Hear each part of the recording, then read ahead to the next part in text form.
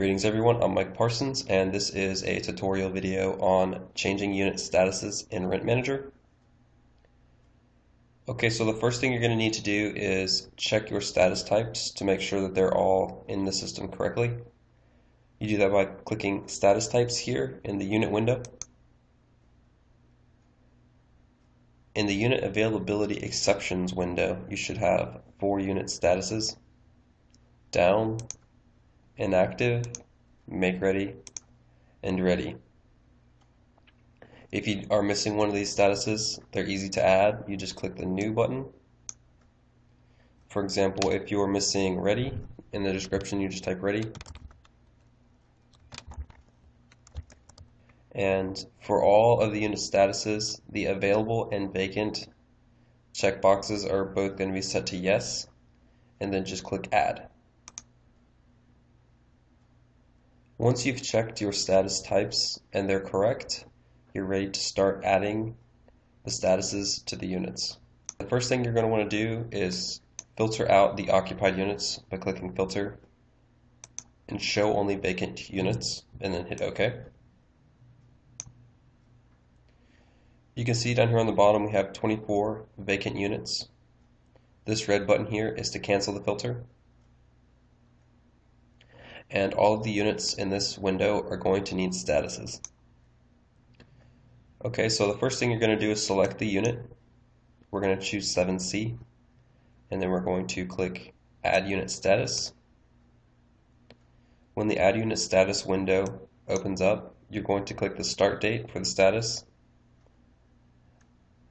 Most likely, you're going to want to leave the end date of the status open unless you know exactly when the status will be ending. And then change the unit status. For the status, we're going to be setting make ready. And click add status.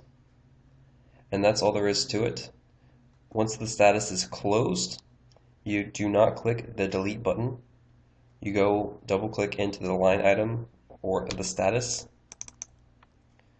The edit unit status window will pop back up, and you can put a close date. So we're going to close this for the 27th.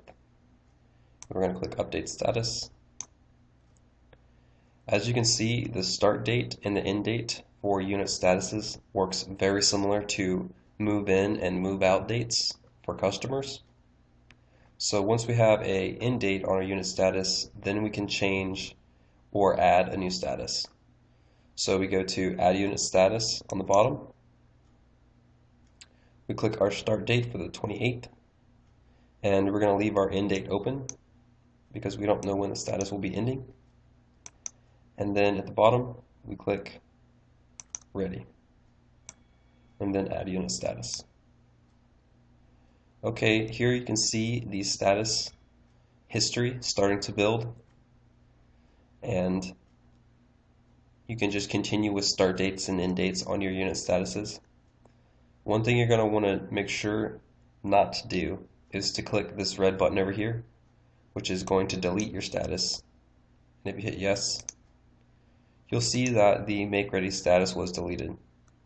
This is a problem because your reports will not reflect any prior history, and it will be impossible to track the change of the statuses. The next thing I want to talk about is this comment box. Whenever you leave a comment in the comment box, it appears on your unit availability listing under unit notes. As you can see here, we can tell that 401 is down on our unit availability listing. The last thing I wanted to talk about is a common error that people will experience. I'm going to show you what that is here in a minute. So if we try to add a unit status to this unit, we get an error and it says there is a customer in the unit during this date range. So to fix that problem, we're going to have to track down the unit. So we need to find out who was assigned to this unit.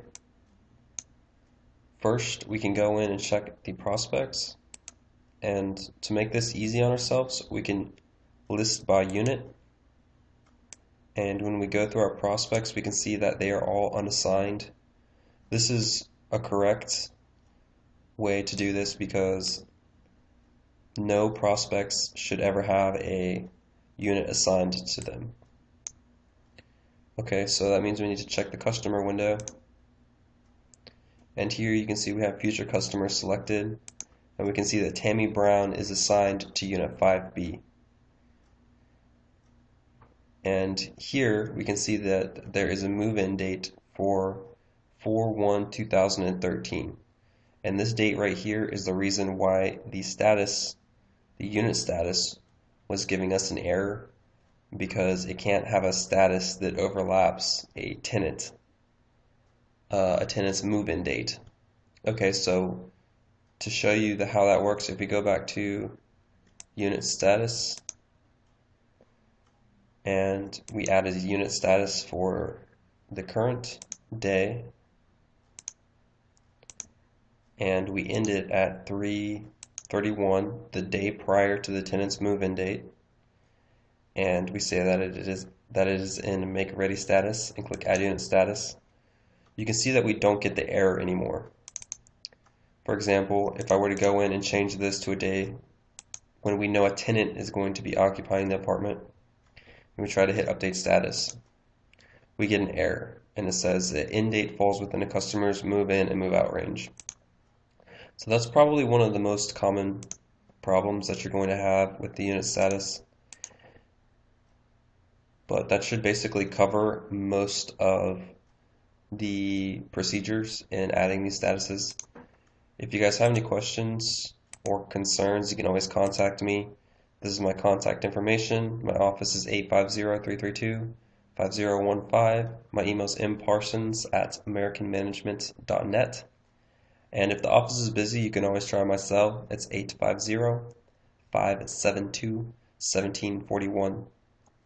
Alright, that's it for the tutorial video. Thank you for watching.